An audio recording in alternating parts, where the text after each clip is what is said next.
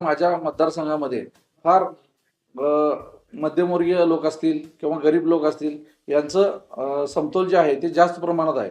आणि आज जर शैक्षणिक दृष्ट्या विचार करायला गेलो तर आज मार्केटमध्ये सामान्य माणसाला म्हणजे सामान्याच्या मुलांना उच्च शिक्षण घ्यायचं झालं तर जे परवडणारं नाही आहे. कारण आज आपण मार्केटमध्ये बघतोय त्यांची फी असेल ते लाखो रुपयात आहे, त्यांची क्लासची फी असतील ती लाखो रुपयात आहे. इतका पैसा खर्च करणं सामान्य माणसाच्या आवाक्याबाहेरचं आहे. त्यासाठी आम्ही आमच्या गावातल्या जिल्हा परिषद सरपंच काळात जिल्हा परिषद शाळेवर आम्ही फोकस केलं. ज्या बाहेरच्या प्रायव्हेट हायस्कूल ज्या सुविधा देतात त्या सुविधा आम्ही जिल्हा परिषदेच्या शाळेत देण्याचा आमच्या कार्यकाळात प्रयत्न केला आणि त्यामध्ये आम्ही बऱ्याच प्रकारे यशस्वी पण झालोय. तोच एक अजेंडा घेऊन या माझ्या मतदारसंघामधल्या ज्या जिल्हा परिषदेच्या शाळा असतील त्या अगदी एक रोल मॉडेल म्हणता येईल अशा पद्धतीच्या मला त्या जिल्हा परिषदेच्या शाळा करायच्या आहेत. आणि त्यातून माझ्या या उदगाव मतदारसंघातील सामान्य माणसांच्या मुलांचं शिक्षणाचं भवितव्य मला घडवायचं आहे.